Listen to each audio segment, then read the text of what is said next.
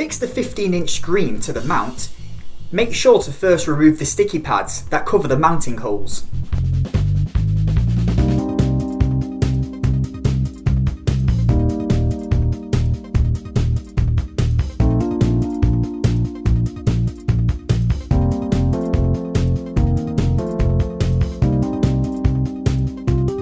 Attach the mounting plate and the barcode scanner, if present, to the monitor. Use the appropriate VESA mount screws and spacers provided, or other appropriate screws and spacers if required.